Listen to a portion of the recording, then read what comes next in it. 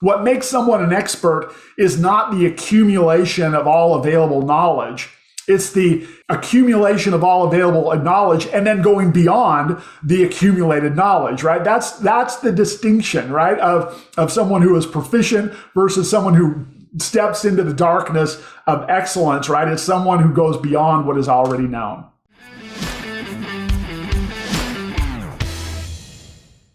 At the top of the Maslow's pyramid of needs is this concept called self-actualization, which is I have a need to become the best I can be.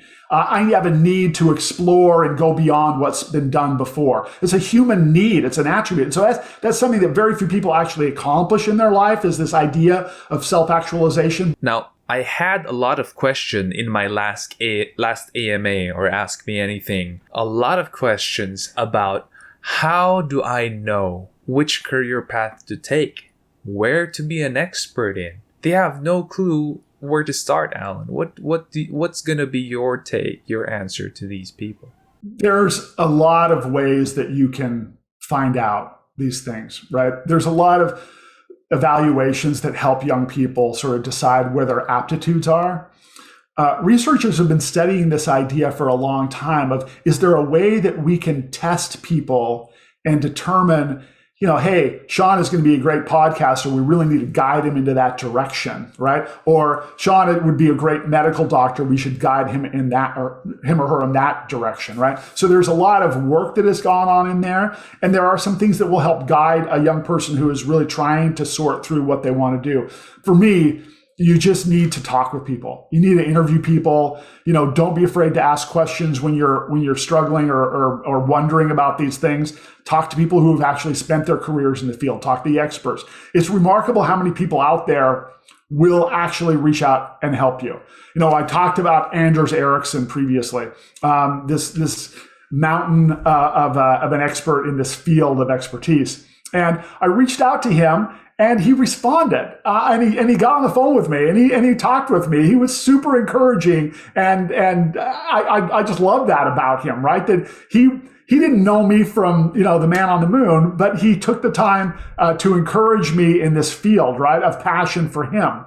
And I find that over and over again, right? Whether it be the medical doctors that I've talked to or the IT people that I've talked to, they're all really willing and able to encourage people and point out the trials, right? The difficulties that you're going to be facing when you go down this field. But I would encourage any person who's sort of struggling with that to just talk to people about it. Talk to people about your interests and ask them questions on how they made their lives mission in their field. That's very good advice.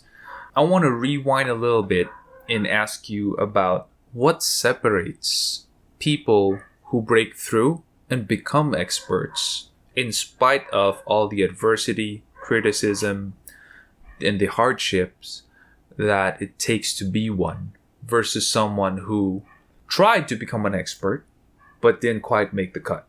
What's the separating factor between the two? Yeah, I actually spent a lot of time studying the attributes of experts. And in this particular subject, I've sort of narrowed it down to one attribute that seems to make a difference. I'm sure there are others, Sean, but there's one that stands out the most to me. And it seems like there are people who have just an unsatiable curiosity, right? They just keep asking. They just won't stop pursuing the angles and the differences. And there's this unending curiosity. And I think that really distinguishes people who are going to be able to move past proficient and into a stage of excellence if they just will never find the end of the knowledge that they want to obtain.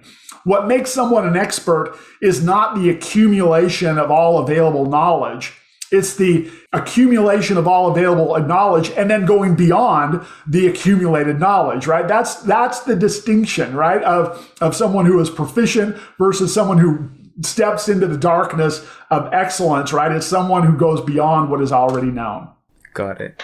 That's very good to know. Curiosity. Now, in entrepreneurship, and you're an entrepreneur, a lot of entrepreneurs actually say that you got to be an expert in a lot of things, right? And you got to know a little bit of this, or a lot of that, or a lot of that, and you got to put all these things together. That's what's going to make you a really good entrepreneur, because now you can understand more people. You can deal with all sorts of clients better. Someone who likes to listen to the news, someone who likes politics, someone who's into stocks, and you could sell to them better, relate with them better, and build your business and make it grow. What do you say about that school of thought?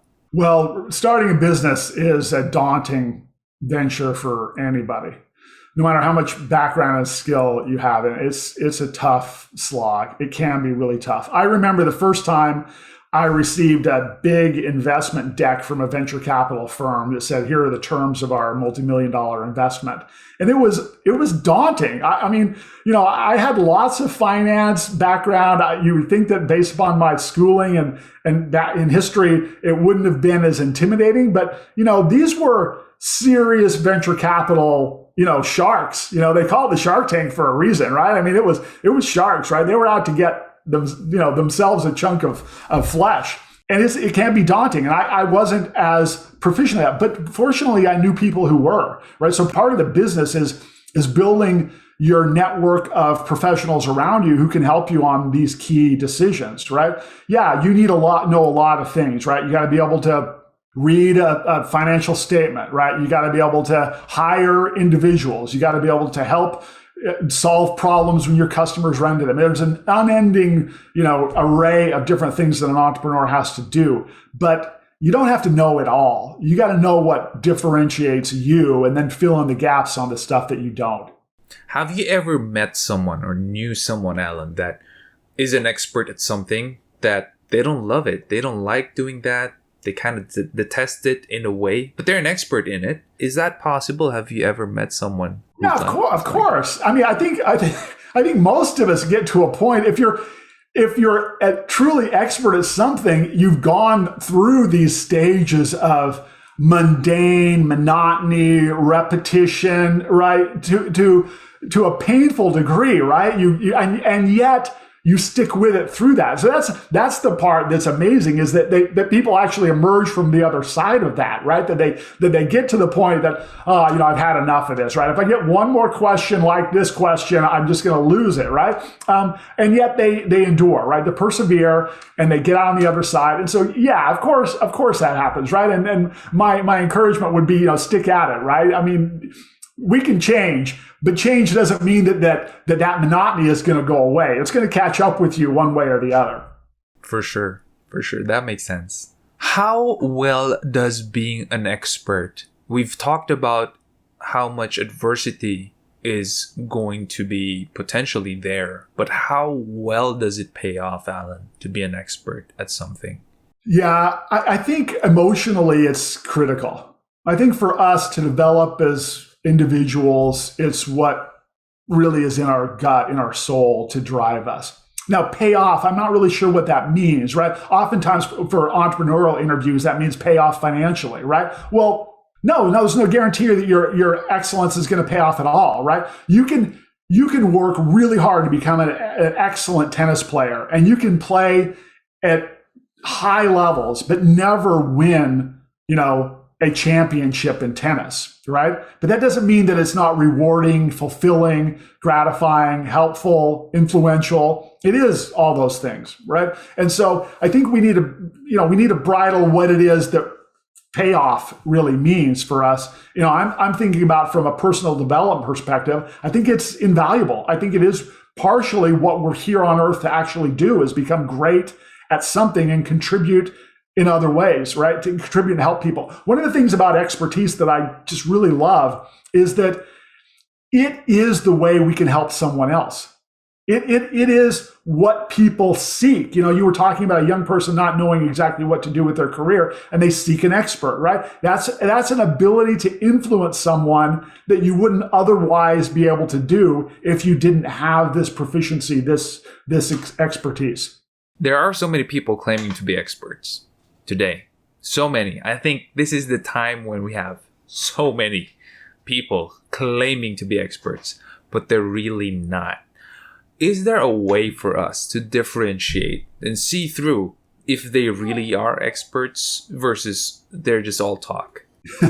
Yes, yeah, there are, right? The dimensions of expertise that we talked about, knowledge, skill, attitude, those are the three biggies, right? When we look at a dictionary definition of expertise, right, or expert, it'll say something like, someone who has a superior knowledge or skill. Knowledge and skill are the two biggies, right? And skill is one that it's really easy to identify who's a better chess player, who's the expert chess player. Well, it's the person who dominates every other chess player, right? So there's a very easy mark, right? Who's the better tennis player and more expert? Well, the one who wins when playing tennis against other players, right? So it's very easy to measure. In fact, that's one of the reasons that things like tennis and chess are studied a lot by researchers, is because it is easy to tell who's the dominant expert versus a lesser, right?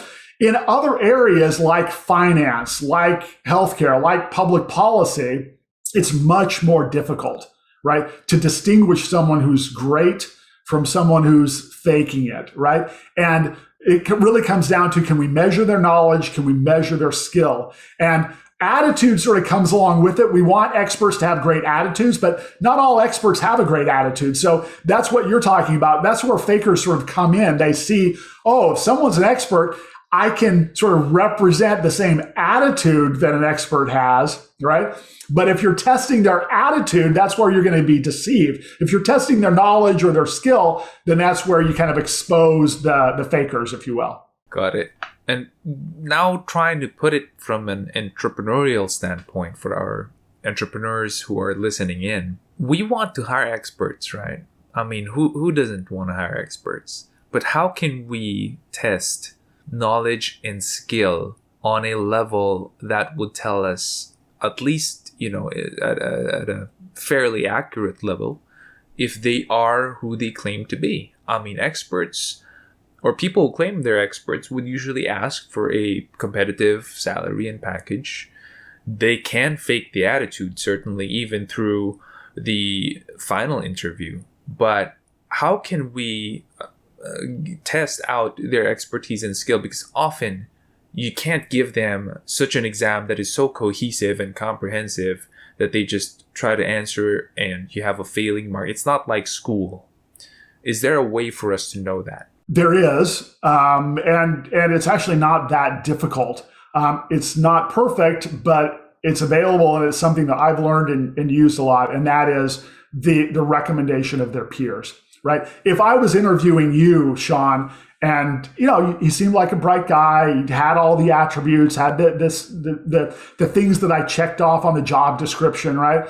What would be more revealing to me beyond our interview, beyond our conversation, would be my conversation with other people that you've previously worked with, right? It's, how does this person really behave over the long term in the actual setting? And so the most credible identifier of experts in fields that are hard to measure, like we talked about, is the recommendation of their colleagues, right? And that's actually something that academia has actually figured out, right? How often is a scholar referenced, right? How often is a scholar, given deference to, right? What do the other scholars say about that scholar? As they grow their experience with this person, they're able to give a credible recommendation or reference to this person. So I would do the same thing. I do the same thing with technical people, right? If I don't have a direct relationship with someone that I've worked with in the past, then I find someone who has had a direct relationship with that person in the past. And through social media,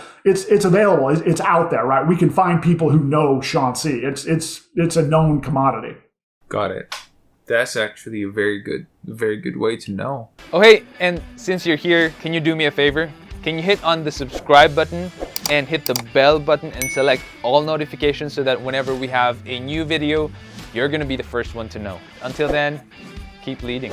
Influence, or the way they would refer to it in physics would be maybe power, is the change of someone's work over the change in time, right? So in order to move something, we need power. In order to heat something, we need power. In order to change anything in the world, we need power. In a social setting, between people, we have the same sort of idea. I think leadership is really about changing people, it's influencing people.